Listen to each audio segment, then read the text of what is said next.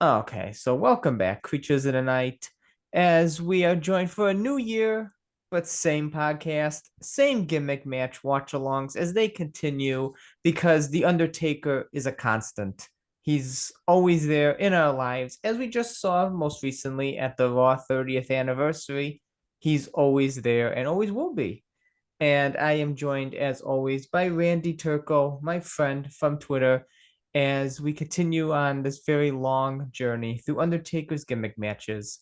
But Randy, how are you doing? How's everything been? And how's the exciting new addition to your family? The new addition to the family. You're talking about this Raw 30th anniversary Undertaker? I mean, what else would I be talking about? Right, yes. By the way, before we get to the real edition, like how awesome was it that we all found this Raw box set? You never know how distribution's going to go. No, And, it's usually terrible. and you and Alex and I, Alex, of course, of Talking Taker fame, we all found it like relatively quick. So it looks like that might be something that might even be on clearance in 3, 4, 5 months, but you just never can know. And I'm not going to wait for it to be on clearance. There's no chance in hell I'm taking that chance. So I'm going to buy it now. And we all found it within the first couple of days it was out. I know. I don't think that's ever happened before. Yeah. And I ended up selling the 1, 2, 3 Kid and Razor Ramon and the Fat Money Stacks and the Money Bag. I sold them on eBay for $55 to somebody in like Norway or Really? Europe or something like that. And it was a weird thing because we mark no international shipping, and then somehow there's a program where I ship it to Chicago, and then they must pay the difference to get Chicago to ship it to them. I don't know. I've had this happen a couple times now. So we ship it to West Plains, Illinois. We don't pay any international shipping, and then that guy has to pay for it to get to him in Belgium or wherever he is. $55. So after cost and shipping, I made $38, which means I got Undertaker and the RAW letters for $30. I'll take it. That's a good one. That's a very good one. I mean, you kept the letters and you kept the best figure out of the set. Right. Yeah. Got it for 30 So bucks. And probably the best addition to my family in January. We I did, would think so. if anybody's listening that doesn't know me, we also had a baby in January, Oh, you did? a real baby. Oh, Yes. okay. And we named her Harper. And I we kind of knew her name would be Harper. We've had a girl name for the last 10 years, but we never thought we would have a girl because my whole family is boys, boys, boys. So Wow. Deanna and I met at a restaurant on Michigan State's campus called Harper's. And so we always thought if we get married, we have kids, like if we ever have a girl, we should name her Harper. So Yeah, that's lo and nice. behold, we got that girl, and here's Harper. So second best addition to the household after this Undertaker that you see on I camera. mean, it's Yeah, like right there, you know. right. That's They're about the same nice. size. Oh my God. But yeah, but there's a nice story behind the name and everything. So congratulations once again. Thanks, man. Um, And because I love doing this so much, I told you, baby or no baby, I'm not going away. You're gonna have to fire me because I'm gonna keep showing up. So here I am. well, I don't pay you, so I don't know if I can fire you. So I get Alex and I sometimes get those almost like the bark box that you send to dogs, but I get like we get Steven boxes once in a while. So you pay me in random Undertaker. I got the plush Undertaker that you sent in the mail. It's on top of my Detolf. So just random Undertaker stuff. right, I got a Mankind toothbrush from you once. I'm not sure if that's the message that you're trying to give me, but I did get a Mankind toothbrush in the I mail. mean, take it as you wish. Alex sent me this microphone you see here. So just a spare microphone that he found. And I'm like, thanks, man. That's awesome. Are you trying to tell me I sound like crap? That's all I'm I'm on. well, fun stuff. But yes, the Raw 30th anniversary, The Undertaker is awesome. I What mean, did you think? nothing bad to say about him. I mean, I love the face scan. I love how they did the hair in the face, even better than how they did the Legends figure Right. about a couple years back now. I think they really nailed the hair in the face now for The Undertaker. They can definitely use that in the future. Different hair, they just darken the hair maybe, and you can get like a good Lord of Darkness ministry style hair. And I like his skin color. His skin tone's a little not as pale, so it's like a more like humanized Undertaker, like we see like in like the middle of '93 here. So it's I good. really like this pose right here too. This is something that I thought was really unique. I've got a lot of Taker figures in that Detolf over there, let alone the ones I don't have. Because I mean, there's a million Taker figures, and I don't know that I've seen the hat taking off the hat kind of hands. And I thought, oh, as soon as I saw that, maybe Ringside posted it like that, or maybe it was on the internet, or maybe the back of the box. But as soon as I saw that, I was like, ooh, that's Mhm. unique. That's something cool that I haven't seen before, and that's how I'm leaving mine. So I didn't bring the raw letters over here, but they're in there, and he stands in front of the raw letters doing that. So I thought that was really unique and cool. Yeah, yeah. Those the mystic hands really adds to them. Right. Yeah, it's a But great figure. so I gotta know what you thought about and you may be covering this on the mothership. So if so, let me know. But what did you think of Undertaker on the Raw? Raw is porn. It was Raw is XXX, right? What is porn? Right. What did you think of Undertaker, his appearance on Raw 30? I thought it was awesome. I thought it was awesome. It was out of the blue, with the gong hitting. I thought it was gonna be classic Deadman. Sure. And then Kid Rock's song of all things, I thought they were gonna use like the regular Jim Johnson or the Roland, but Right. the old fashioned Kid Rock, that old fashioned logo on the Titantron and him coming on this motorcycle. Oh, hit all the nostalgia feels for Yeah. I someone think Kid growing up with Rock Biker Taker. Kid Rock was only a couple of months before they pivoted. They didn't have that license for very long, but I do remember that. No. Yeah. Yeah, like I would think even less than half a year. Right. And yeah, I mean, I think how they utilize Undertaker was the best way uh to utilize him in that moment. He just interrupting a person who says, if anybody in the back wants Right. to show up, wants to take, perfect time to utilize the Undertaker. It was Perfect. great. That was maybe the largest. He knows more than I do. I've never been on a motorcycle, so I'm going to defer to the Undertaker's opinion on that. But he came out with maybe the largest motorbike I've ever seen in my life. Right? Especially if you're thinking about like, okay, I've got to ride this out of a small entranceway, the little entranceway that they have down the ramp, and then I've got to cut corners around four sides of the ring. Maybe you want something a little He's thinking slimmer. to himself, what's the most I can be obnoxious at this point in time? Right. Right. I mean, Ah, large ass motorcycle. it was the largest motorcycle I've ever seen, but I'm gonna defer to his opinion on that. He probably knows more than I do. Yeah, I'm sure he does. I never ridden one, so I'm sure he knows how to do it. Right. That's just Yeah. hilarious. But otherwise, yeah, I loved it. It was a great thing. And I read that he was going to be probably tied to Bray Wyatt. So I thought, like you did, Deadman with Bray Wyatt. So it was kind of cool to see the American Badass pop out for maybe the Yeah. first time since '03. Yeah. Yeah. I would say that. Yeah, it was good. It was a good segment and how they utilized them. So hats off to whoever thought of that. But that's not our Undertaker today, though, is it? No, it's not an Undertaker of today because we have got three different versions of the Undertaker we're going through, but all three different variations of the Dead Man. Starting off in '93, your Undertaker that you have there against Yokozuna, Right. pivoting to 1998, Lord of Darkness against Shawn Michaels, and then capping off in 2005, the hybrid Dead Man against Heidenreich. So three different versions, same Undertaker. Are you ready to get started?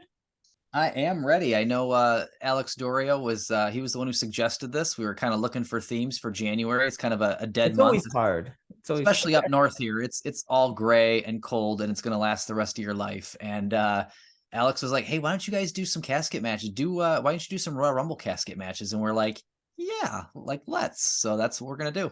I mean, like you just said it right there perfectly. It's a dead month.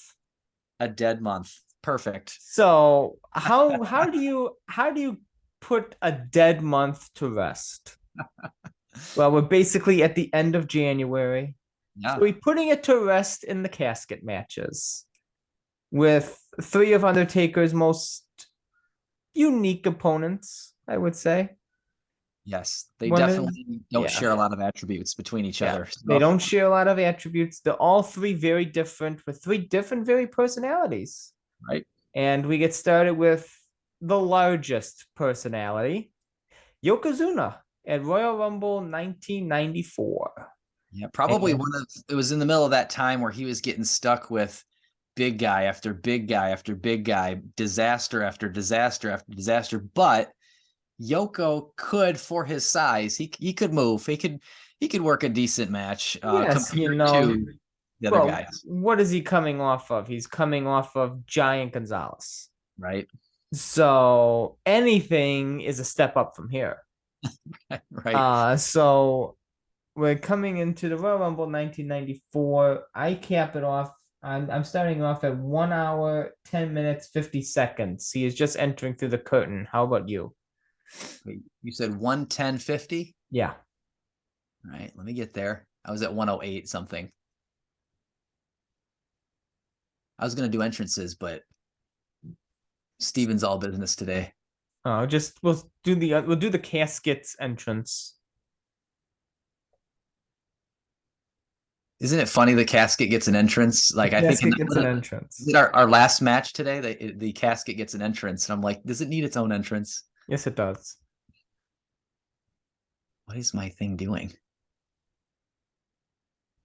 And you have Xfinity, you said earlier, Steven, you had an Xfinity hang up. Like I have Oh, Xfinity. Does your remote ever like yes. lag? Like you hit 6 buttons and then it doesn't respond, and then you're like, Mhm. hello, Yep. hello. I've been there today, especially. So I know what you're going through. So bear with us, creatures of the night, as we deal with technical problems on both our ends. I do want to mention though that the buildup for this, so they were Yokozuna and the Undertaker. It started at Survivor Series, right? A couple months before this, they had that Foreign Fanatics match The versus the Betsy Ross Undertaker flag that you always want that figure of. yeah, and so they started off there, and the Undertaker was like the first guy to no sell. Like I think Yokozuna threw his head into the chair, into the stairs rather, and then he did a bonsai drop, and Taker no sold all of that. And so I think that led to him being named the number one contender. And then they said that Paul Bearer slid in the contract the stipulation for the casket match. So Jim Cornette was unhappy. And then this is the one too where this brought out all the every week on Superstars they had the casket shop, the workshop vignettes where the Undertaker would be toiling away working on building this casket, and this is where we got ho ho ho. Oh, yes, right. Like his Merry breath. Christmas, Yokozuna. And then the one I didn't remember, and you see if you remember it better than I do. I didn't remember this one. There was a second one a week later that where he says, "My New Year's resolution is may you rest in peace." And I'm like, I didn't remember the New Year's one. Like I I didn't remember the either. Christmas one. I remembered Paul Bear on the stagecoach with the urn next to him with him and the whip. Yeah, and he's like stroking the whip, and I'm like, okay, enough of the whip. I'm like, I'm learning stuff about you, Paul. Right, right. Stuff I don't want to know. Yeah. So yeah, so that's what led to this, and this is actually I guess this is the technically the first casket match because he did have a coffin That's match. right. So we are taking it back to his workshop, his woodworking skills that we saw with his Kamala, that Kamala build up with him crafting that casket, but that coffin. So of Yeah, course this time he needs a double wide, double deep casket for Yokozuna. right. The Undertaker had to, he had to roll up his sleeves even more. He had to, dig, do the woodworking a little bit more and this time. So treated to a little bit more vignettes. Yeah. But yeah, It still looks fun. like a old timey coffin to I me wonder though. I wonder where they got this where they filmed this stuff, where they found this old timey Undertaker cabin and stuff like And this. then they just slapped his name above the door, the barn door. Yeah. It says Undertaker. Yeah. Just like gotta find an old timey woodworking shop and just slap Undertaker's name on the top. Right. As if the Undertaker need like do they don't have my name above my house, like, Randy. Like it doesn't. Why does the Undertaker's name need to be above his workshop? I don't know, but pretty People cool. need to know it's his. Damn it, pal. I would buy the shit out of that if it came up on eBay. By the way, Oh, that sure. Why not? no question, I would. Yeah, All right, I'm ready. Are you ready? I am ready. Okay, you count us down like you do. Okay, so 3, 2, 1, play. So, and I have the casket being rolled out Yes. slowly, very slowly by Paul Bear, and I noticed that urn is rocking and rolling on top of that casket as he hits the bumps. And I'm surprised it didn't fall over. Isn't there? I think in future casket matches they have like some felt, like some velvet wrapped around the urn so it doesn't rock and roll so much. I But in think you're right. Yes. Like they put something around it so it looks like a almost like a reef. yeah,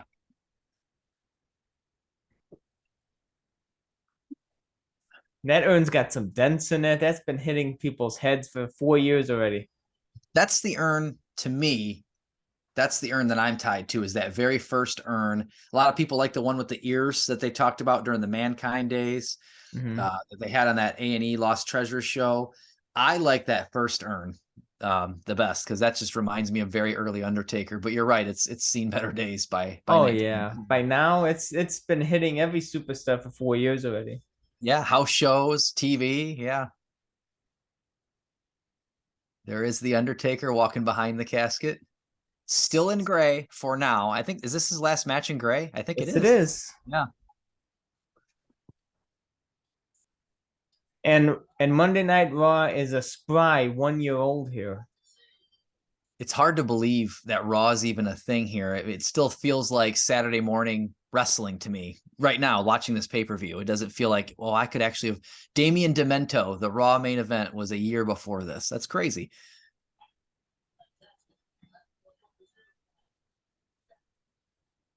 Yokozuna looks very weird. Of course, Yokozuna is doing the classic Undertaker opponent, I'm afraid of caskets bit. I think they're just about everybody who had a Everybody. casket match with the Undertaker, at least the big dudes, were afraid of caskets, and he looks very weirded out.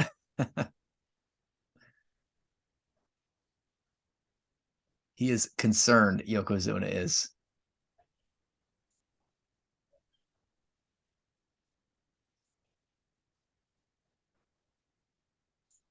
Let's see if he does the let's see if he takes the hat off like that. Oh, there you go. It's right there. And they just fade it out. Just like the figure here.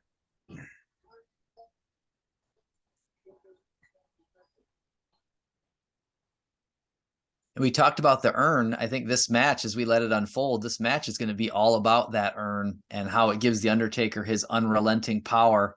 Like he can always make comebacks. He can always sit up. And he can always outlast his opponent because Paul Bear's got that urn. And that comes into play at the end of this thing. And this is also, I think this is the last appearance of that urn because when he comes back, he has that giant one. God, yeah, with the spotlight inside of it. Spotlight, yes. And then that's melted down. It becomes chains. Right.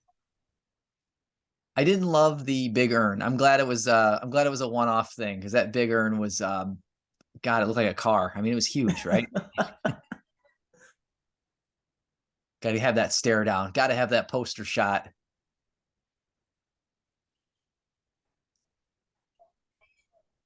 It wasn't. So I'm 13 here. Yeah, 13. It wasn't until much later after Yokozuna that I realized that real sumo wrestlers don't wear the red tights. They just wear the mawashi. And it was at that moment I was very thankful that Yokozuna decided to wear the red tights. Thank you, Yokozuna, for wearing the red tights and not just wearing the mawashi. Thank you. Well, thank you, TV censors of the time, I'm sure.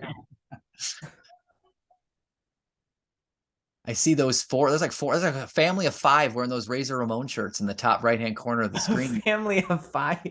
Those are like that all over print Razor shirt. It's like $400 a piece. I mean, that's like $2,000 right there. Oh, Taker, no selling the stairs again. I love it. It's almost like a family at Disney. How can we, just tell everybody that we're a family and that we're all together? See, look at that one. There's like when they do the hard camera, they should have like 5 of them all together wearing the same. See it. Oh, here comes the old school Steven. Let's see how we do. Well, ever since you said he never hits it, he's always hit it. My childhood memories are he never hits the damn thing, but I'll be damned if this podcast has proven I'm on drugs because he hits it every Probably. Aren't we all on drugs? The family of five and Razor Ramon shirts. Oh my God. Yeah, I would kill to have that shirt. Especially with how much it's worth on eBay. There's another one in the front with Razor Ramon was popular here. Yeah, he was. Ooh, Taker with a chair shot across the back. Ooh, and a CTE shot to the head. Yikes. That was 1994. It was a different time. Sure. Oh no, not the school. Oh, not the school chair. The I don't know how you describe that. The not folding chair. It's just that's a chair from elementary school. Eesh. Yeah, the elementary school chair. Taker is owning this match early. Oh, then you see Yokozuna's got that ceremonial salt. The ceremonial salt. Oh, and he throws it in the Undertaker's eyes. That's how he reverses the momentum. That damn heel. Taker swiping at air. Now Yoko's got control.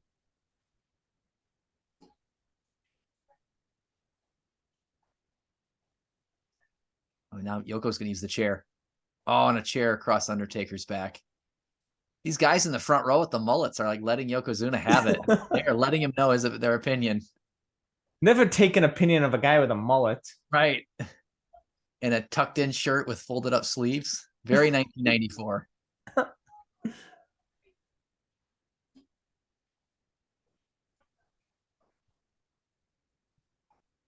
Earl Hebner got rid of the chair. Oh well. Thank God for Earl Hebner. Right.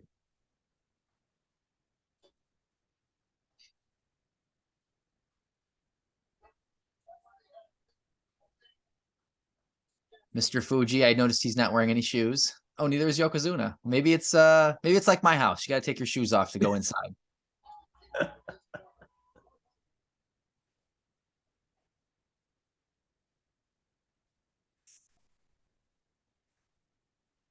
I remember this feud being, it was good. It was entertaining. I remember it being better. Like you said, it was better than Giant Gonzalez and King Kong Bundy, Kamala.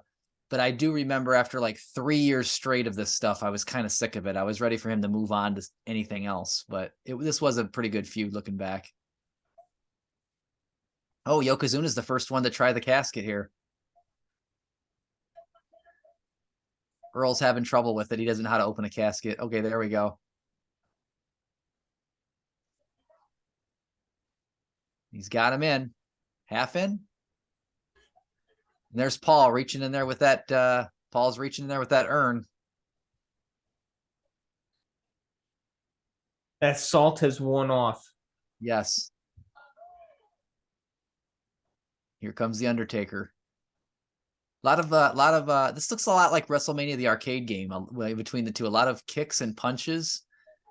Undertaker with that classic Undertaker punch. What is that? Is that I don't know. It's not an uppercut. It's an undercut. I don't know. The throat punch. Yeah. I mean, that's very Undertaker.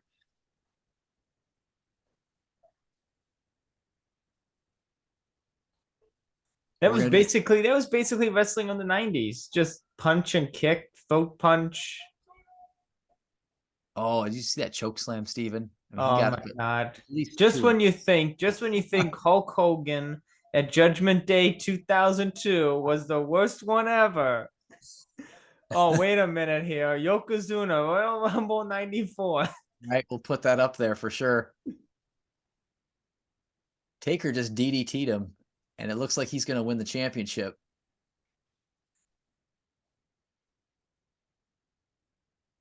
This would be a quick match if that was true. Where are we at now? We're about 10 minutes in. And Taker's saying, open the casket. Let's get this done, Earl.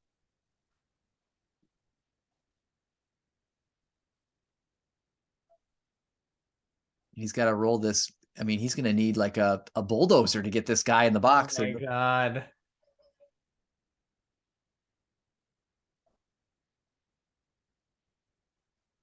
So he gets Yoko in the box, after the DDT and sort of choke slam. You can't tombstone him, so that's got to be it, right? Going for the win. Hard camera on Yokozuna's dead body. Gonna shut the door, and here's Crush. Oh, Crush with the very cool paint job. He's kind of Mr. Fuji's. He's under Mr. Fuji's employ right now. He's got the really big C on his chest. And this is basically Undertaker versus Crush while Yokozuna gets a blow.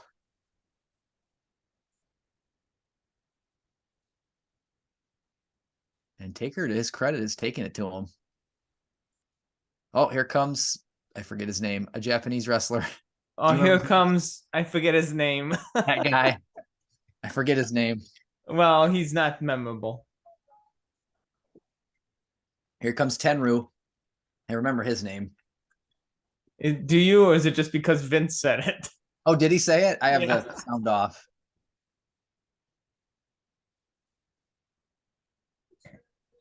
I think Tenryu is one of the two guys that there's a Japanese tag team that fought Demolition at WrestleMania 7 and they beat him. And I remember I thought that was like upset of the year stuff. So I remember that guy. Now Bam Bam's out. Oh my God, this is terrible. This looks like the Royal Rumble match now with all these guys in the ring, all trying to beat up on the Undertaker. Meanwhile, Yoko's taking a dirt nap.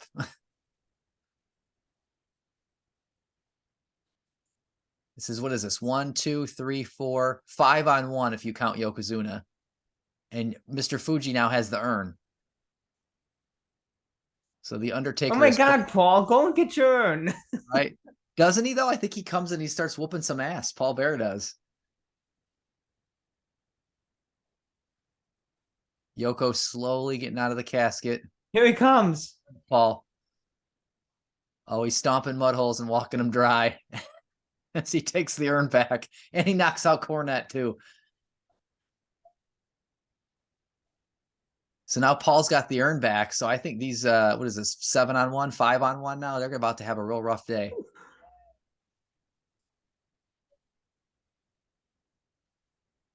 I mean, pretty good storytelling for 94. Like, this urn really makes the Undertaker go. I think that's pretty cool.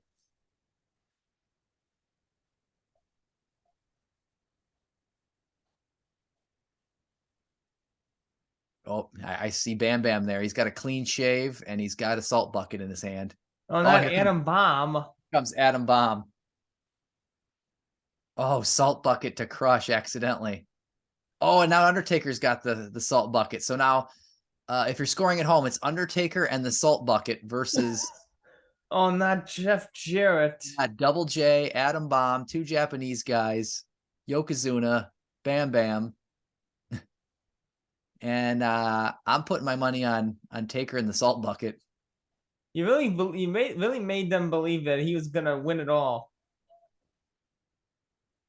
I mean, he's just wrecking shop on everybody. This is like a John Cena match in 2005. Oh my God. Doing it by himself. Oh, here comes the head shrinkers. This is 9 on 1 now. But he's got the urn. So the urn keeps him going. Oh, he coughed up the salt bucket now.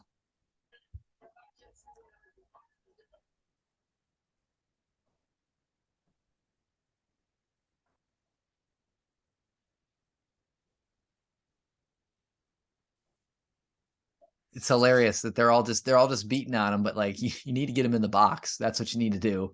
Taker's up again. This you ever watch Jerry Springer and they have to keep getting separated by security? Yeah. Guy just won't quit his rampage. This is what this is. This really showcased that Yokozuna was really bad. Right. I mean, I hate to say it, but Yokozuna was bad. He's beyond blown up right now, I'm sure. Yeah. Yeah. Getting Taker in the box here, all 9 guys.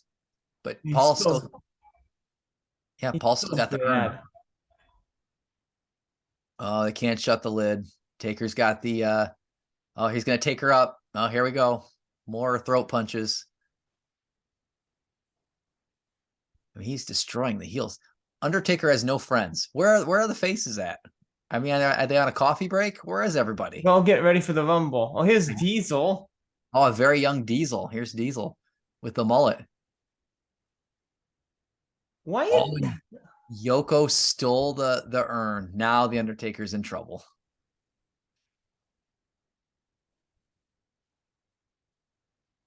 Oh, and Yokozuna right between the eyes with the urn.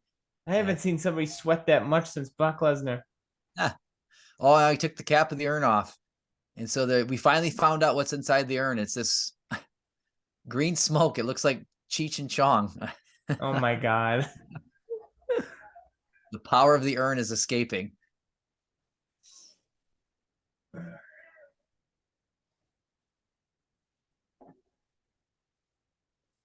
Oh, so they're all going to take turns doing their finisher on him now.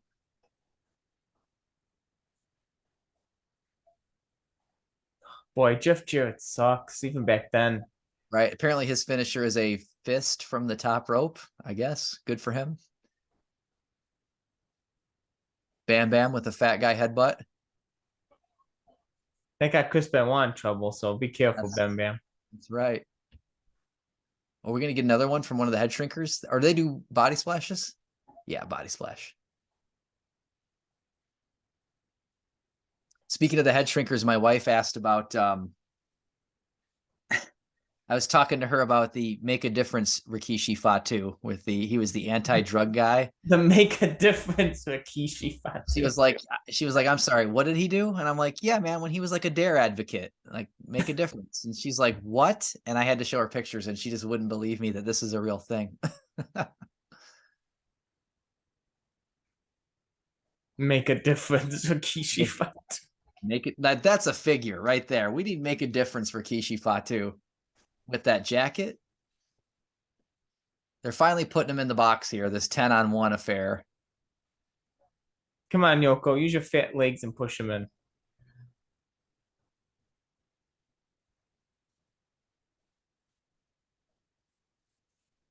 He does the sign of the cross, I guess, because Undertaker's Catholic, I suppose. I don't know. I have no idea. Kicks him in, and then they close the door. In retrospect, I think he should have closed the door if he's the one that's going to win the match. But in retrospect, but who's counting? I mean, I think rules went out the window here. And so he officially wins the match. I do like that they put the lock on there because otherwise you're thinking, well, why doesn't the Undertaker just bust out? But they put the lock on and they locked him in. So Yoko's still the World Wrestling Federation champion. He's going to WrestleMania 10. I never thought, even at age 13, I never thought he was winning the belt here. I was hoping he would, but I didn't think he'd win. I didn't know he was going to go away for 3 months, but I didn't think he was going to beat Yokozuna here. And they said, wheel it to the back. We want to keep this. Vince McMahon's talking about on commentary. They want to keep the casket as a trophy. I'm not sure what you do with the Undertaker's dead body in the trophy as a trophy, but they're going to keep it.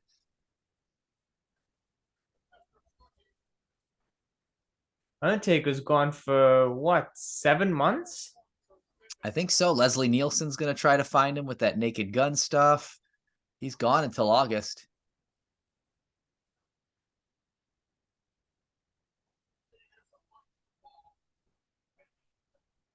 Oh, and they just heard the music toll.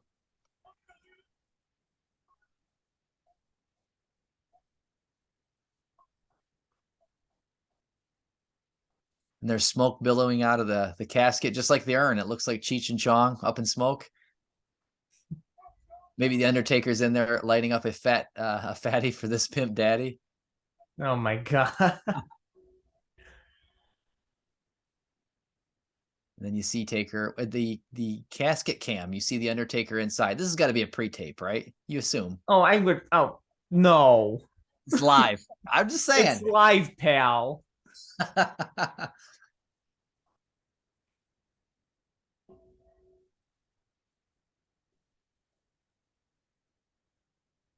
Undertaker's talking about his spirit lives in all of mankind, which is foreshadowing because mankind's coming in 2 years. It's true. They're playing the long game there. That's right. Meanwhile, actual Undertaker's in this box. Just I don't know what he's doing. Eating eating some Cheetos, taking a nap. Probably taking a nap. He just fought off, tried to fight off like 15 men. Right.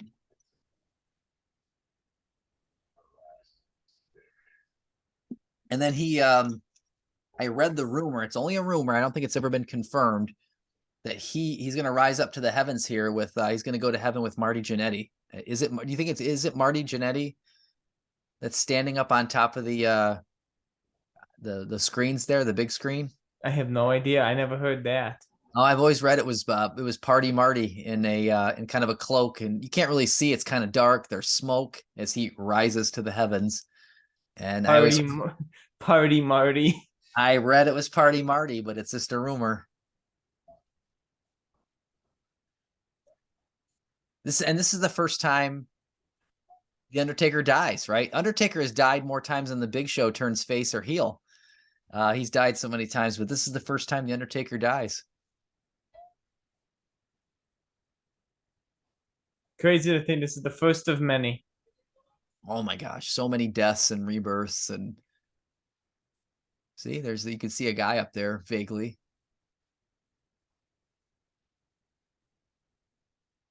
Marty Jannetty.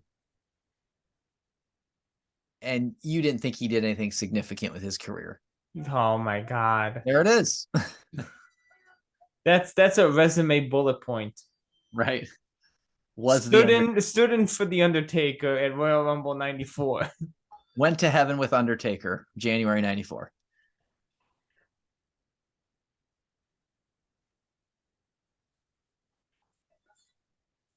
And that's going to put a lid on Royal Rumble 94, a literal lid. A literal lid. On Royal Rumble 94. Taker goes on vacation, as you were saying. Taker's out. He missed rare WrestleMania miss for him. He missed WrestleMania 10 just with lingering injuries. I've heard he had a honeymoon. I don't know if that's true, but I know he had lingering injuries. I don't think he misses another Mania until 2000. Yeah. So he doesn't miss Mania very often, but he had lingering injuries. Same for 2000. I think that was the reason he was out in 2000 as well. And then he does come back for the fight with the Undertaker at SummerSlam 94. And then he does get his rematch, his revenge match with Survivor Series with Yokozuna. And he's got Chuck Norris on his side this time. Yeah. And Yoko is kind of done. I mean, Yoko's in year 2 of his pretty good 2-year run. Last year, WrestleMania 9, Bret Hart, Hulk Hogan, that whole thing. Now he's off to WrestleMania 10 to defend against Bret Hart and Lex Luger. He kind of fades after that. He's in an actual sumo match on Raw with Earthquake in May of 94. And then he is, May of 95, I think it is. And then he tag teams with Crush for Mr. Fuji, and they never win the tag belts. And then he does come back at WrestleMania 11, and he wins the tag belts with Owen Hart. So that's kind of it for Yokozuna. Wow, what a career! It's so funny. He wasn't around that long, 2 years, 3 years. I mean, but at the top of his game, but he did everything in that 2 years. That's true. I mean, everything you could possibly do, he did. Mm-hmm. Royal Rumble 94. Royal Rumble 94 in the bag, or in the coffin, I would say. So now we move on to 4 years later. The Undertaker looks to regain a championship from Shawn Michaels, a championship from a man that's cost him his title against Bret Hart, that he's tried to win back in a Hell in a Cell. So he's pulled out the last card he can against Shawn Michaels, the casket match. So it's 4 years since his last casket match at Royal Rumble. Using pretty much the same type of coffin for some reason, a double wide casket for somebody like 1/3 the size of Yokozuna. Right. But a much different opponent, a much more agile opponent, a younger, more I would say, how would you describe Shawn Michaels here for The Undertaker? We talk about, I think you and I've talked about all the time. This is the type of opponent that the Undertaker has needed, whether he was age 25, 35, or especially when he was 45. Having that guy who could be a bump machine for him, who is, like you said, agile, maybe a little smaller, more athletic than the Undertaker. Not that Undertaker's not athletic, but to have somebody that could be a bump machine for him, make him look like $1,000,000. Shawn might have been the best at it. Shawn, especially in that Hell in a Cell, bumped around and got killed by the Undertaker for half an hour, made him look like $1,000,000, but then still won the match. So then then by proxy, Shawn Michaels looks like $1,000,000 because he got killed by this guy, but he still beat him. So I agree with you. I know we've talked about it before. These are the best opponents for the Undertaker, were guys that were smaller, more athletic, could move around for him and kind of make up for the fact that this guy, whether no matter how old he is, this guy's 7 foot tall. There's just some things he can't do. That's true. Yeah, agile, athletic, willing, able to bump and move around the ring. And this is, it's an interesting matchup here to be in a casket match, because usually Undertaker's used to casket matches with, like we saw, bigger opponents, monsters, people that it's he's trying to, just stop.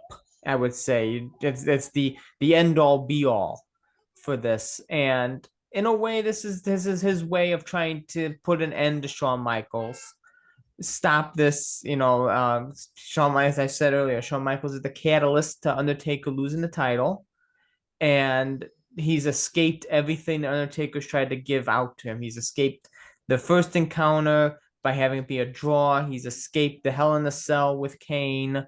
So it's time to end him for once and for all in the casket match. Yeah, it makes you wonder why it took so long for these guys to touch. They're both have been main eventers for a while. They've both been champions, and it's just never really happened until we get to this SummerSlam '97. And you're right, he cost the Undertaker the title when he's reffing the Bret Hart Undertaker main event. Mhm. Then they have Ground Zero in September, and it goes to DQ because DX gets involved. So then they put him in a cage to get DX out of the equation at Bad Blood for Hell in a Cell, and that's where Kane debuts and Shawn gets the win there. And then that's when I think DX was mocking the Undertaker for losing for losing the Hell in a Cell. They were mocking him with a casket, and that's where, and they said Kane was in DX. That's why Kane interfered, and then Undertaker got all mad, leave my family out of this, and then that's how we ended up here in the casket match. And Kane, if you remember, Kane fought off DX for the Undertaker, so it appeared that we would come into this match with Undertaker having Kane in to help him. That's right. The extending the hand of bond of brotherhood. Which I know you weren't watching live yet, but No. I mean, did anybody really think that that was true and legitimate? Like, I did not. Even at, how old am I here? 17. I was like, they're not going to pass up on Undertaker Kane at WrestleMania. This is obviously a fake out, but they want you to think Undertaker has Kane, Triple H, HBK has Triple H in China, so that'll kind of even out, but it's probably not the way it's going to go. No, I mean Kane's not. You telling me Kane's gonna turn his back on his brother? Unbelievable. I Come keep on. watching this match over and over again, hoping it turns out differently, but it never does. Come on. I mean, come on. He's his brother. They're not gonna do a repeat of Royal Rumble '94 here and Sure. try to have like 20 guys put the Undertaker in a casket. What are they gonna do? Rehash an old storyline? Remember, I wrote down the moral. You can't see this, but it says the moral from Royal Rumble '94. Moral: Taker has no friends. So that was the moral of the story in the last match. We'll see what happens this time around. There you go. Yes, we got the toy here, toy switch. Toy Switch up to the Championship Showdown Series 8. I love how you see that and force that. You only see him from the waist up too, and you're like, you immediately know what's going on. That's total Steven right there. But vintage Steven, as Michael Cole would say. But yeah, this is the best example I thought I had in the old Detolf was with the teardrop tattoo. This represents SummerSlam '97 with Bret Hart. Until that new Legend series comes out. Breaking news, right? Breaking news, Legend Series 19, Teardrop Undertaker with the Lord of Darkness trench coat and the cowboy hat. And Um, is he wearing the pirate shirt in Legends 19? yes, he's wearing the pirate shirt.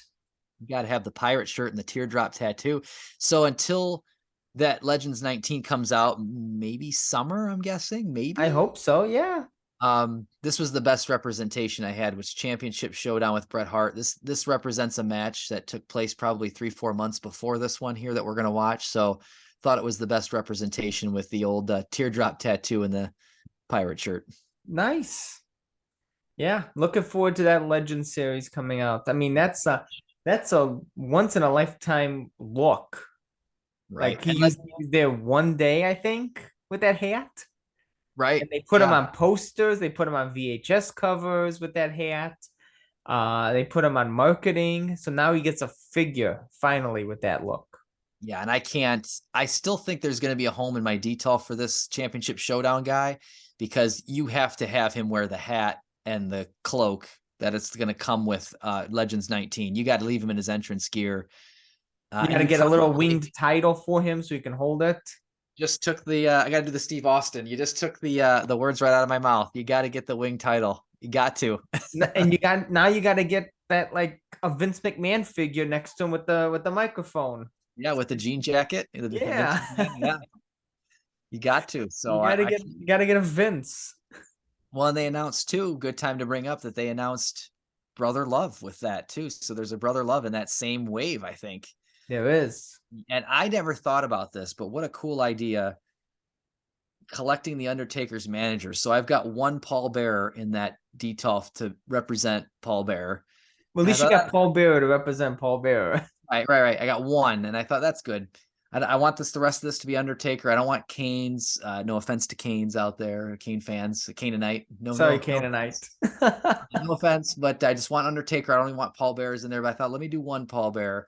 I never thought about doing a Paul E. Dangerously to go with Mean Mark. Mean Mark, like we're gonna do here for Series 18. I think that is maybe around Easter, and then now, So you got Paulie Dangerously at 18. You got Brother Love at 19. You can yeah. only hope you may get Paul Bearer at 20. Ooh, okay, yeah. I've got a Jax Paul Bearer in there, so I'm open. I'm open to replacing him if we get Yeah. I hope you get Ministry Bearer or like this type of Paul Bearer with the brown hair. I think yeah.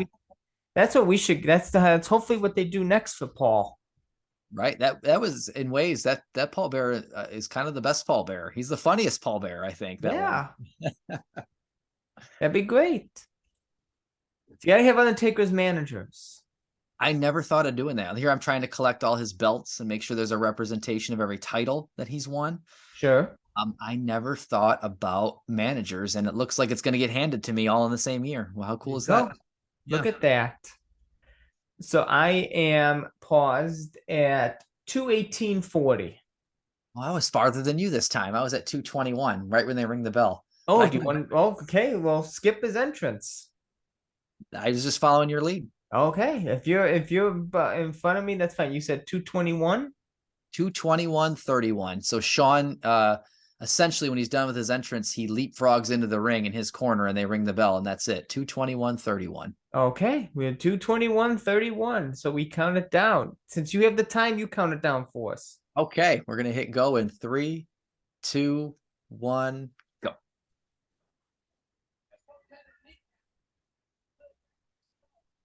Shawn's dancing around while the Undertaker is trying to pin him down to a corner.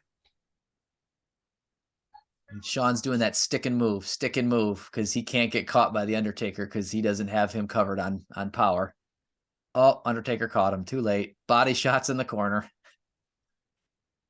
Triple H on the outside with his crutch. And his European Championship. Which Michaels laid down for him. He did. That was a Christmas Raw, I think, in '97. I love Christmas that. Raw. Yeah. 10 punches in the corner. Undertaker just swatting Shawn away like a fly. Yeah, just swatting him.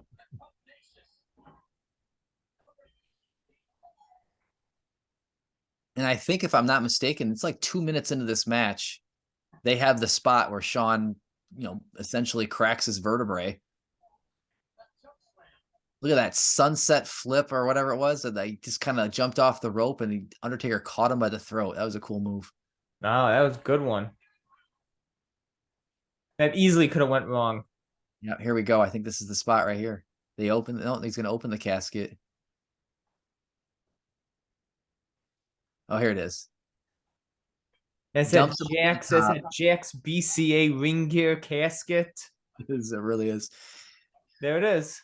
And that bump isn't look the most terrible. I know. I think Mick Foley just said on his podcast recently, Foley is pod. He's like, I don't think that bump necessarily did it his back in.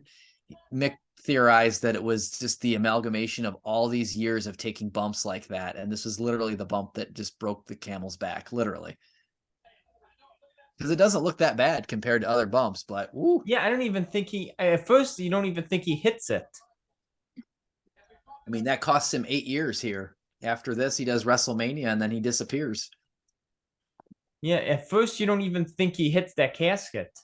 Right. And Shawn, God bless him, he's riding on adrenaline, I suppose, but he doesn't, you can't tell throughout the rest of this match. He's still bumping and doing everything like he always does. He got thrown in the casket and then he leaped right out of the casket. Shawn, for being the small guy, he's one of the only people I can think of that's not they don't do the afraid of the casket angle like they do with Heidenreich or Yokozuna, where they're all afraid of the casket, Kamala, and they don't really do that with Shawn. I can see you right. Yeah, I would assume he's more afraid of the Undertaker himself. Right. Or he's at least better at faking it. Well, that's true too. Fake it till you make it, right? That's right. Just fake it till you make it. And he missed the elbow drop.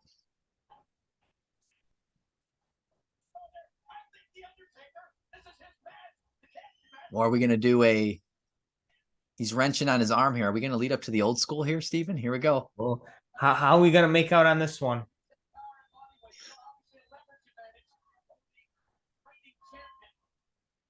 He's leaning out there and he nails it.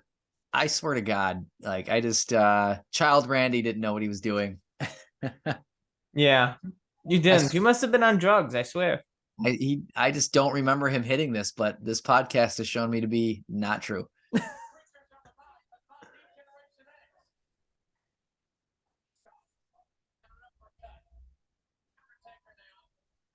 Undertaker just destroying Shawn Michaels after that initial surge that Shawn had. Can't tell Shawn's hurt. Doesn't seem like it. No. And this is, I think you said this is only 4 years after the Yokozuna match, but with the Attitude Era and the way that they wrestle, and it feels like so much has changed and so much has happened. It feels like 40 years, not 4, Yeah.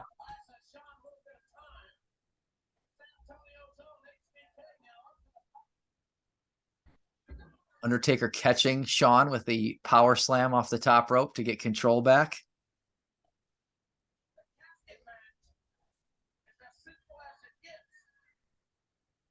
That is exactly the ringside casket, isn't it? It is. It is. Hulk Hogan, please retire sign in 1998. I got some bad news for you, kid. I got some bad news for you, brother. You got a long way to go. No, Shawn's in the casket. It's over. It's gonna shut the lid. Why would they even have that sign here in the WWF? Hulk Hogan, please retire. Right? Yeah. Oh, Taker just got one hand out. Taker just can't shut the casket on HBK. Oh, and Shawn Michaels found some of Yokozuna's salt in the casket. Oh my God, it's still in there 4 years later. Taker swinging at air again like he was at Rumble 94. Oh, and then he found him. Knocks out Shawn.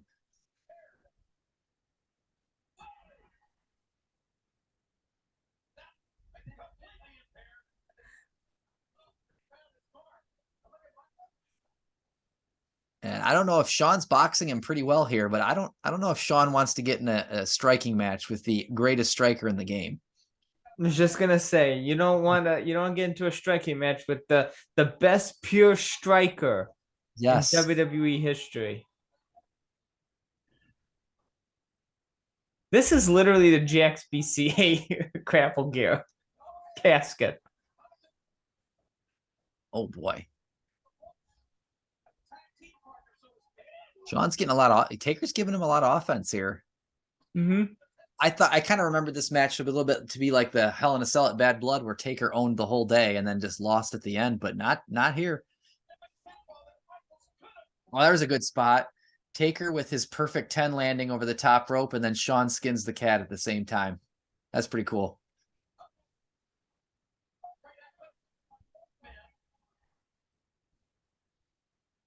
I do see somebody has the Al Snow head, the styrofoam head in the crowd there. That's nice. Yes, represent. Represent. Represent.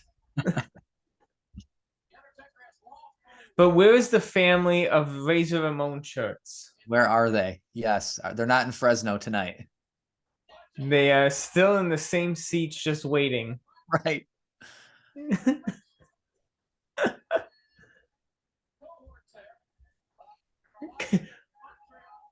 Oh, take her into the stairs. They talk about on commentary, they do acknowledge the Yokozuna loss. They said that's the only loss that he's ever had in a casket match, and it took 10 men to get it done. Well, got some bad news for you. Right. That's just a little foreshadowing for you. A lady with a nice Undertaker shirt in the front row there, right behind Shawn. With, I have that shirt. with her Kodak camera. Right, like her throwaway camera that you get at a wedding.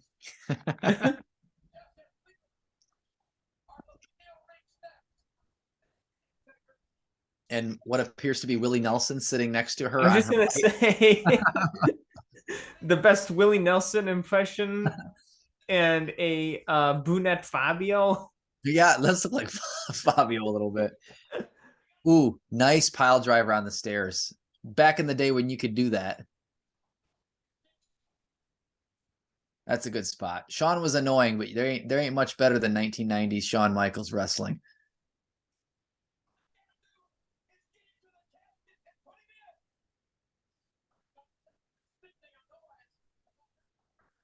Triple H is thinking about getting involved here. He's just thinking about it.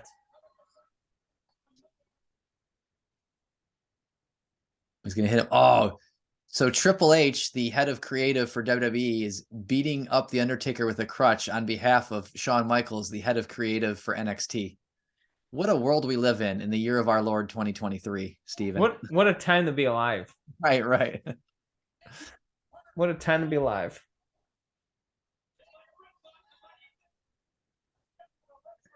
Those guys are running the show, and The Undertaker's thinking about just how big of a motorcycle he can bring to Raw 30. Yeah. Do I have one more in me? We'll see. Can I drive an RV out to the ring? I mean, how big of a motorcycle can I get? How big of a trailer can I fit through the Titantron just so I can ram the ring?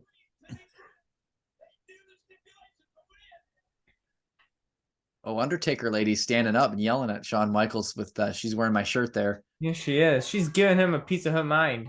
Oop, Shawn just crotch chopped her. Oops.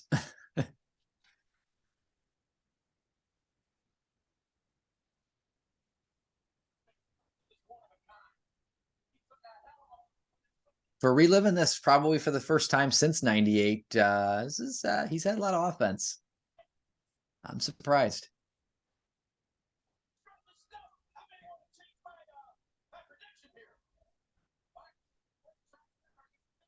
I wonder where Undertaker lady is right now.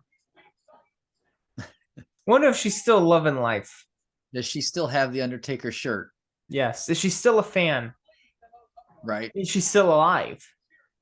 If Undertaker shirt lady from Royal Rumble 98 is listening out there in Fresno somewhere, let us know, man. What did you think of Raw 30? Yes. Are you still a fan of The Undertaker? Were you upset when he retired? Were you overjoyed when he went into the Hall of Fame? Let us know. Oh, Shawn's rolling him in the casket. Well, at least he's doing more than Yokozuna did. Well, Taker's going to take her up. Look at that throat punch sends Shawn back into the ring over the top rope. Oh, throat punch. The WrestleMania arcade standby. And since that's a button mashing game, that's about all I knew how to do.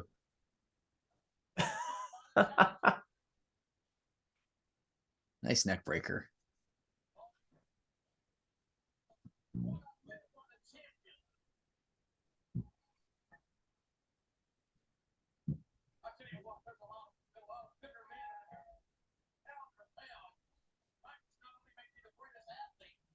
All those Austin 316 shirts. I see them, yeah. Austin 316, and then the pay-per-view logo shirt. I see that too, which they had Austin's bald head, and then they put like all the Hellraiser pins in his skull. That's pretty cool. Austin's bald head. Yeah. Well, I was going to ask you, do you think, as good as this match is, do you think that this match hurts the Royal Rumble match itself? Because this closes the show. This is the main event, not the Royal Rumble like tomorrow night. You know, the Royal Rumble closes the show. Do you think because I know the Talking Taker guys, they got together with the Bottom Line Cast guys recently, and they did a watch along of Royal Rumble '98, the match, and they talked about it was a good match, but really outside of Stone Cold Steve Austin, there was nobody that was a real threat to win. I mean, a very young Rock, the three faces of Foley. Farouk was in the final four. Like, there was nobody that was really gonna threaten Steve Austin winning this year. I wonder if not having Shawn and Undertaker in there kind of hurt that match. Well, yeah, I mean, anytime you take two big stars out of a Royal Rumble, it hurts the match. Right. You know, because that's like just like this year. Like you're taking Roman Reigns out of the Rumble, you're taking Kevin Owens out of the Rumble. You're taking Bray Wyatt out of the Rumble. You take once you have other matches and the Royal Rumble card with big names that you feel like you can win a Rumble, it hurts the Rumble. But as much as that's a negative, I think it might be a net gain to have this match. And they don't do, I think about 97 was the last time they stopped doing double duty. So you might be in the Intercontinental title match, and then later in the evening you're also in the Rumble. You know, Undertaker and Vader did that in 97, you know. I remember that. And of course, nowadays you get more nostalgia and legends that can come in, but at this time there wasn't any legends that would come back to a Rumble. So that's something they utilize more often now. Right. I remember that 97 Rumble had random Mexican guys that you've never heard of. Like, oh, okay, cool. Random Mexican #1. I've never heard of this guy. I don't know Mexican wrestling. I'm 16 years old, you know. But yeah, I mean, everybody knew Austin was going to win the Rumble. Yeah. I mean, that was a foregone conclusion. The guy's on the pay-per-view poster.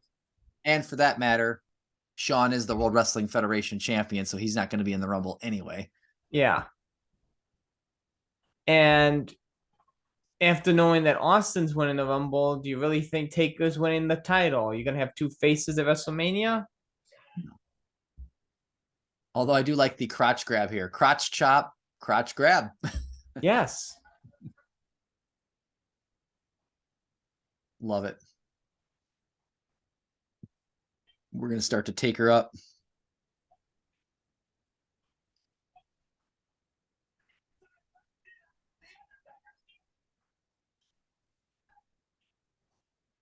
Big back body drop. And with how this match ends, I would assume after this, you don't want a Royal Rumble match going on. No, that's true.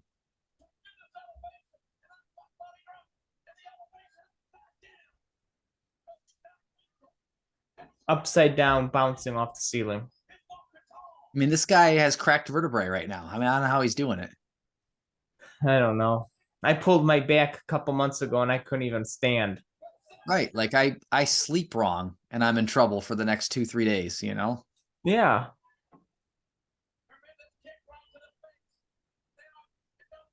Well, that's what happens when adrenaline kicks in, and he probably took like probably cocaine before this match, so he's probably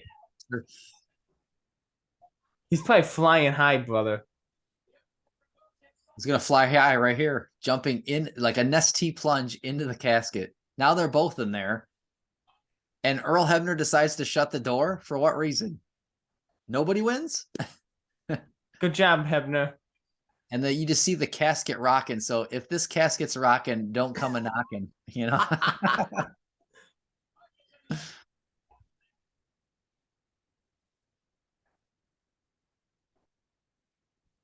This is a good horror movie spot right here, where you have the damsel in distress getting pulled back into hell by the horror movie monster.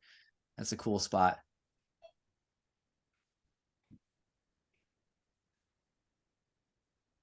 Who's gonna emerge from the casket first?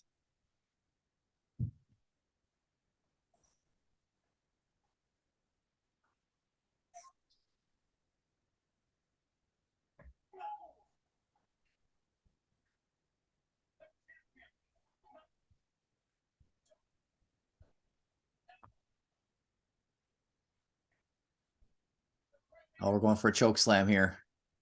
Taking him for a ride. Boy. Quite a few NWO shirts in that front row, too, behind the Undertaker.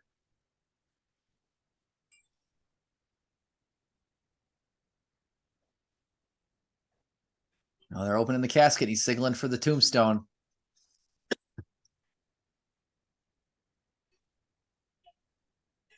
Taker carries Shawn Michaels, walks over the top rope like the Giant, and tombstones him into the casket. That did not help Undertaker's knees. Oh, and here comes the Outlaws. China just rammed Hebner. Hey, I don't need to know about their personal life, Steven. Oh my god. Here come the Bariquas. uh, So it's 6-on-1 right now. 7, 8, 9-on-1 if you count DX. who is that very hairy guy? Oh, I forget his name. Miguel? Miguel of the Bariquas? But yeah, he had his own built-in sweater. Miguel of the Bariquas. He needs some nair. Really bad. Oh, and here comes Kane. The lights are out because Kane is going to come help his brother, right? Of course he is. Watch the product. Yeah. He has extended his arm in a bond of friendship.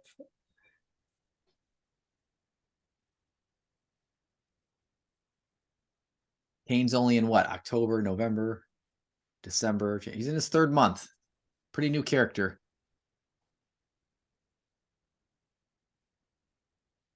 Business is about to pick up, JR says. And Triple H and China just get out of the way, and here comes Kane. And he's going to lay waste to the Bariquas and the Outlaws, who I don't think are in DX yet, obviously. No. Road Dogg in his best Green Bay Packers Brett Favre jersey. Right, like in Fresno. What's that all about? And you're like, okay, fine. This isn't going to be a repeat of 94. No, Undertaker's going to win. The moral of the story is in 94, Undertaker had no friends. Taker's got friends. We're cool. Taker's got friend. He's got a brother. He's got one guy. It's cool.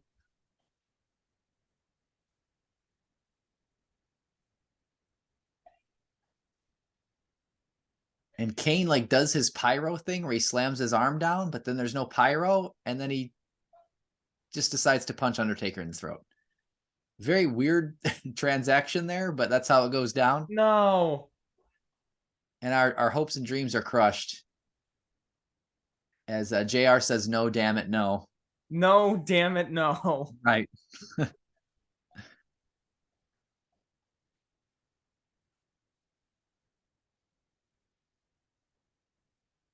And Kane's going to make short work of the Undertaker here, choke slamming him into the casket. Shawn's hiding behind. He slams the door, and therefore he wins. See, Yokozuna didn't shut the door last time, but That's right. Shawn shuts the door. Yeah. And here comes the Legends Series 20 Paul Bearer that we want. Oh, Right? stop it. Legend Series 20 Paul Bearer that we want. That is, though. He should be the chase. Get a ministry head and this head. I'd be down for that. And they lock the door, just like last time. They lock the casket to explain why doesn't the Undertaker just leave. Shawn and DX have bailed. They took a powder. They're out of here. This is all about Kane right now, and Paul Bearer rolling the casket back to the entryway. Bruce Pritchard will never tell us, but I would love to know how they did this stunt. Oh, either Undertaker. There's probably a trap door where they put him on top of, and he crawled out underneath that. I do see all this plywood in front of the front of the entranceway. I see all this plywood here, and they parked it on the plywood.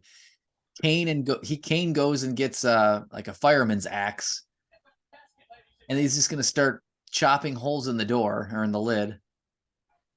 I'm sure that the plywood opened up, like the bottom of the casket probably opens up. Undertaker can get right down. I mean, he's got to be gone by now, right? Because there's an axe crashing into the lid and wood flying out. This is where we find out that Kane is kind of a shitty lumberjack because he's got this pickaxe and he kind of sucks at it. He's not very good. It's getting stuck in the casket.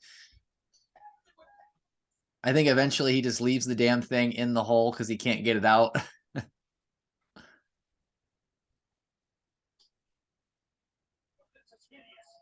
This is hideous. Yes. But yet it's hideous, but JR isn't getting his fat ass out of the booth to help. Oh my God.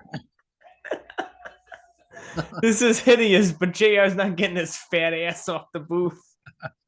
He's just going to sit there and talk about it. He's just going to sit there and talk about it. This is hideous, but JR's not moving his fat ass out of the booth. And then he got gas. I don't know. Where do you go in the arena to find a pickaxe and gas in less than 5 seconds? But Kane made it happen. Concession stand. Oh, okay. All right, gotcha. Yeah, you just asked for the Inferno special. Sure. To give you the pickaxe and the gas, and if you want, you can get a match too. They could not be that heinous. He's handing the matches to Kane. He uses a lighter to light the book of matches, and then Kane's going to do the honors and throw it on. And then he ends the show with Undertaker's casket lit up in flames, and he's doing the Shakespeare pose. And that's how we close it with what a wild ride Raw and WWE is in 1998. It's basically, you won't fight me, so I guess I'll have to murder you instead. That's where we're at here. Yes. The moral of the story again is Undertaker still does not have any friends. Taker has no friends. Where's the Legion of Doom? Where's Ken Shamrock? Mick Foley? Owen Hart? Anybody want to help the Undertaker at all? Taker and Kane, as we know, are Taker's gone until WrestleMania, selling the fact that he's dead again, and he'll come back for WrestleMania. That Kane and him have a Inferno match the following month, and by the fall of '98, we've got our first run of the Brothers of Destruction. So that's where Taker and Kane are going, and then we know, unfortunately, where Shawn's going. Nowhere.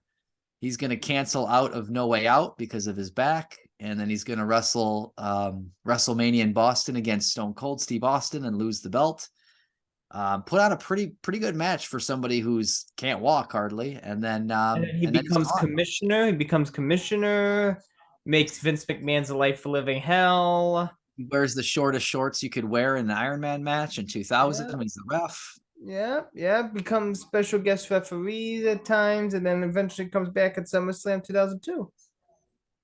Which was also a good match with Triple H.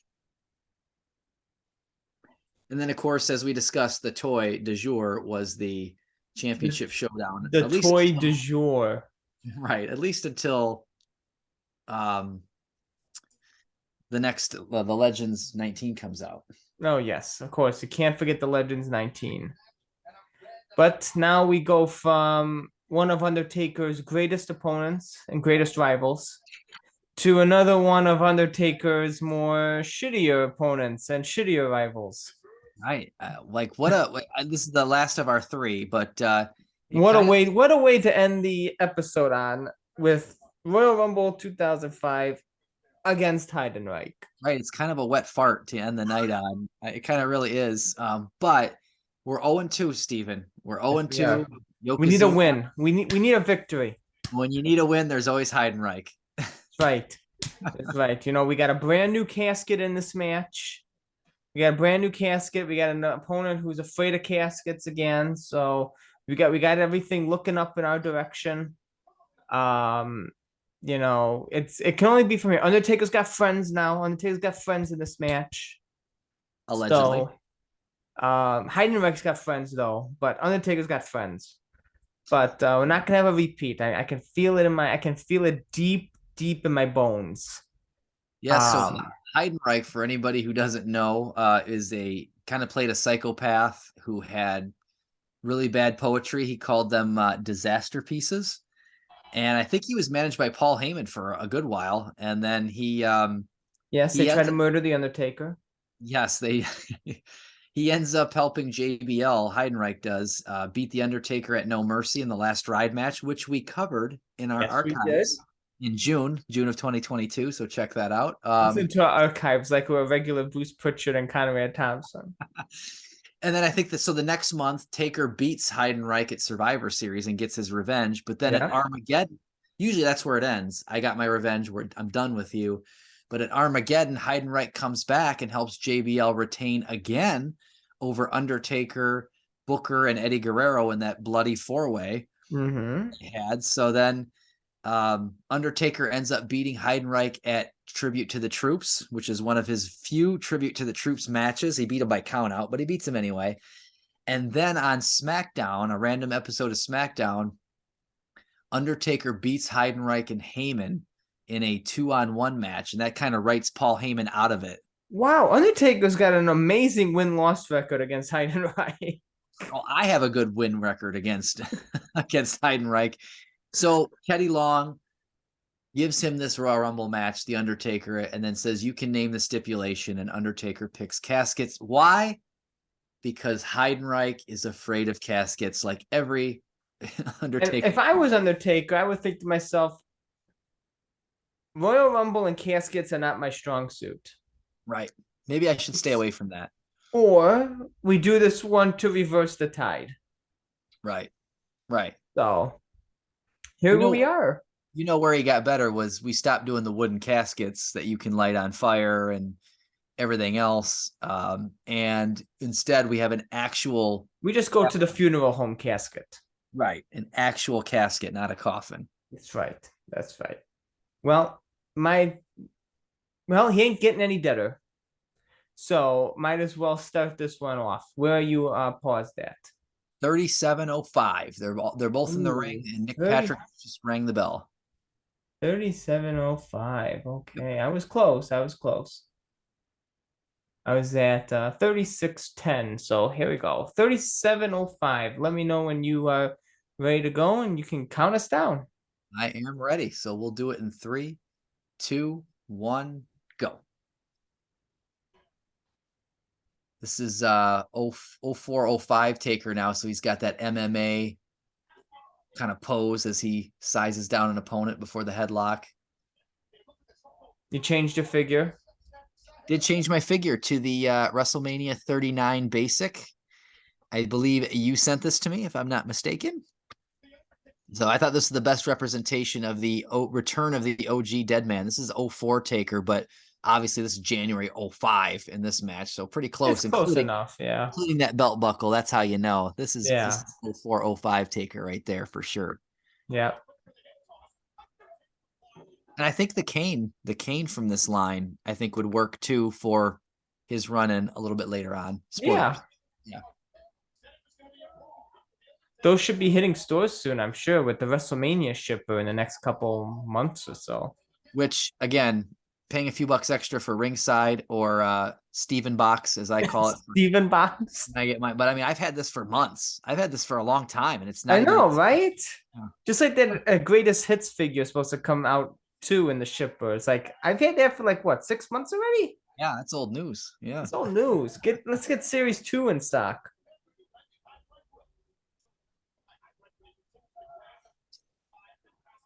I wonder what Series 2 greatest hits Undertaker is going to be.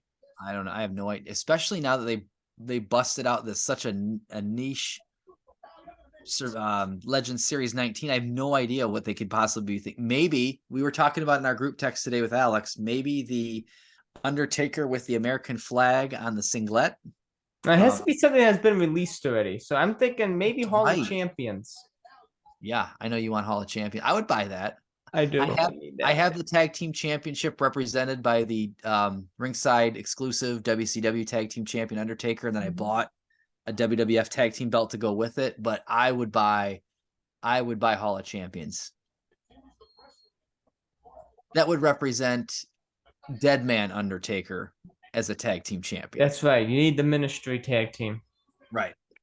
Although I'm not buying a Big Show, you can't make me. Taker, meanwhile, destroying Heidenreich. Oh yeah, meeting him up the ramp here.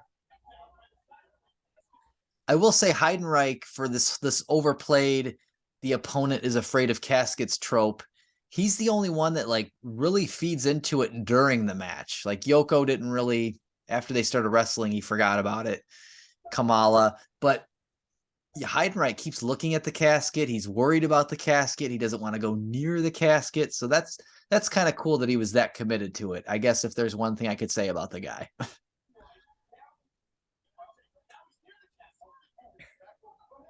Outside of his Mickey Mouse tattoos.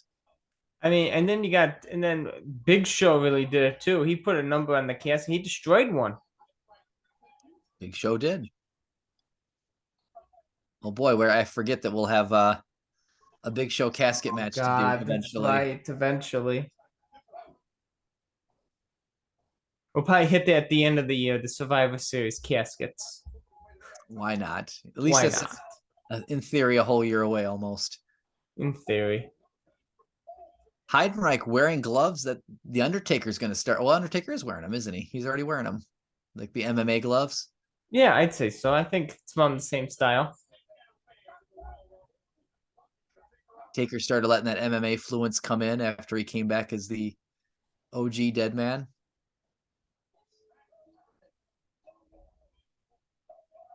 Oh, there it is right there. Doing a little, almost like a triangle choke on the top rope.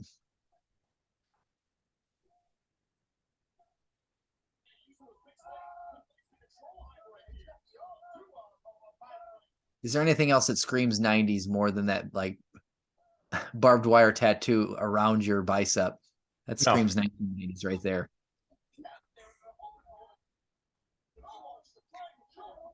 That's definitely that chocolate casket, by the way. That's definitely one that they've shown in the archives on that A&E Lost Treasure show. I've seen it before where they have those little like shelves and they have caskets for days. I've seen that one. The chocolate casket. Yeah, it looks like it's made out of chocolate. Yeah.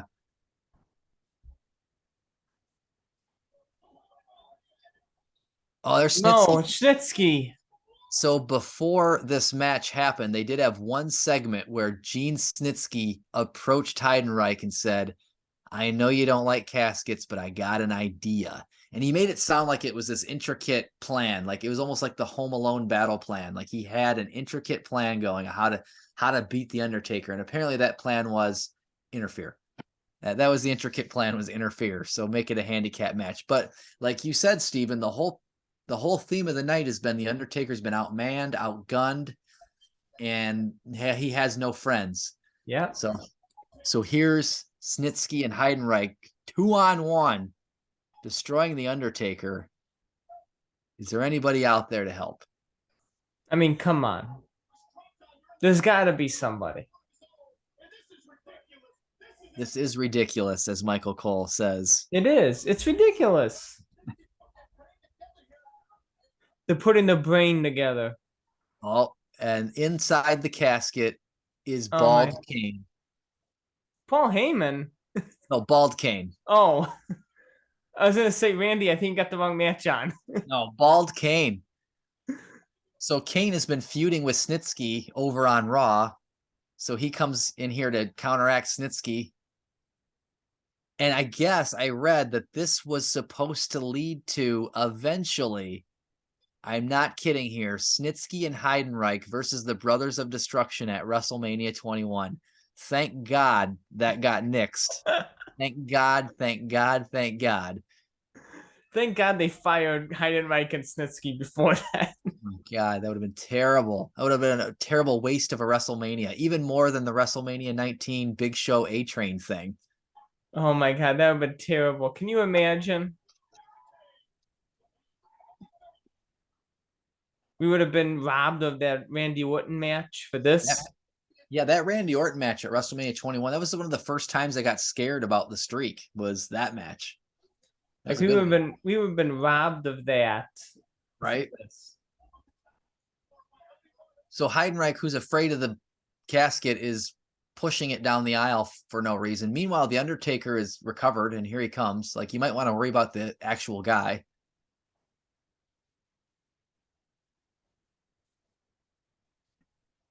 Taker slams him into the lid. So Undertaker found a friend. So now it's even again, and now the Undertaker's back on top. He sure did.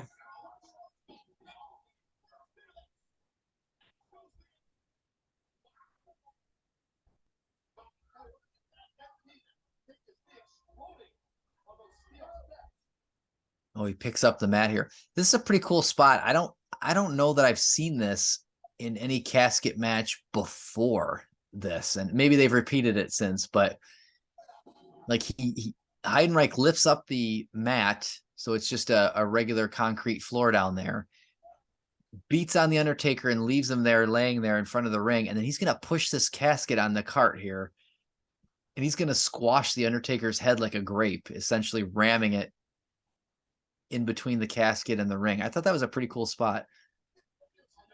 There's the Christian Coalition. Where I see that. Oh, They're represented.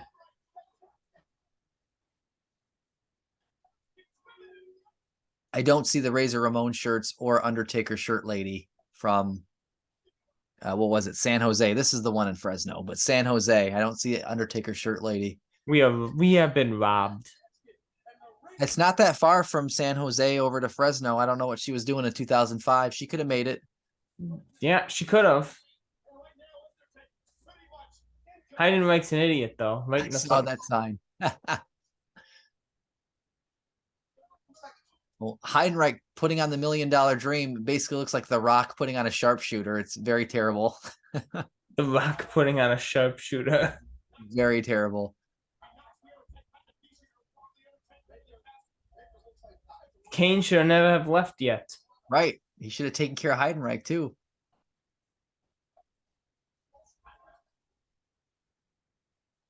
They're opening the casket, Corderas and Little Nate, the refs. Undertaker surprisingly fits in that normal little casket. Oh, and he got an arm out. That's the key. That's the key to this match. Get an arm out. That's the key. Oh, and Taker's going to start takering up. Undertaker fits in that little casket. I'm surprised. He's such a big dude. And this one is not double deep, double wide, unlike the 1994 casket. Here's the spot of the night right here. Oh, yeah.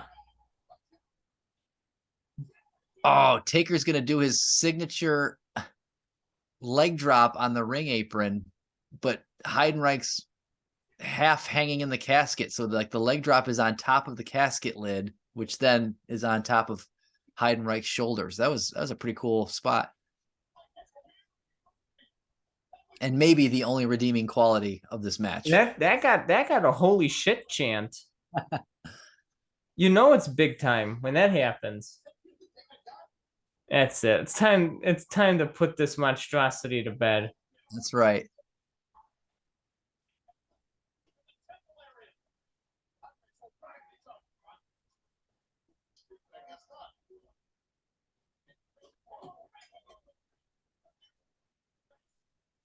Oh, nice side slam by Heidenreich there. And he's gonna go for the cover here. Dude, it's a casket match. You can't go for the cover. This is like Macho Man when he hit the flying elbow on Yokozuna in the 93 Rumble match, and then he pins the guy, and then Yoko just throws him over the top rope.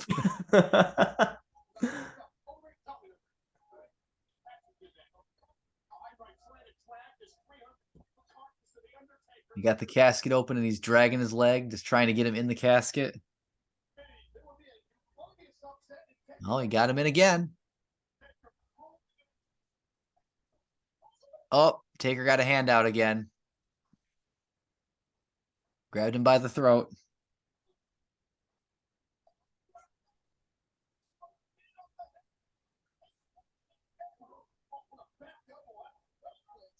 I think this is going to be our final little run here. They're exchanging blows, which you probably don't want to do with the Undertaker. I have it on good authority. He's the best pure striker in the game. Yep. Irish whip. There's the same DDT that took Yokozuna down. And now we're going for a choke slam. 11 years prior.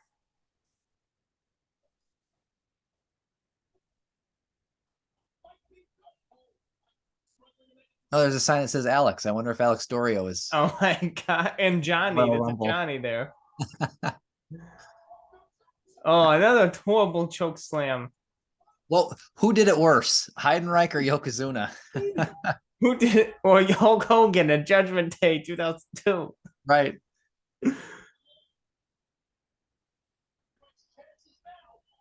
And Undertaker can finally tombstone a guy in a casket match. Boom. Ball game. Open up the lid, folks, and he's going to roll Heidenreich in, and we're hopefully going to never see him again. Hopefully. Right? Like we covered the last Stride match. We covered this. I think that's it for Mr. Heidenreich. Boom. Shuts the lid. And Undertaker is the winner. Undertaker found some friends.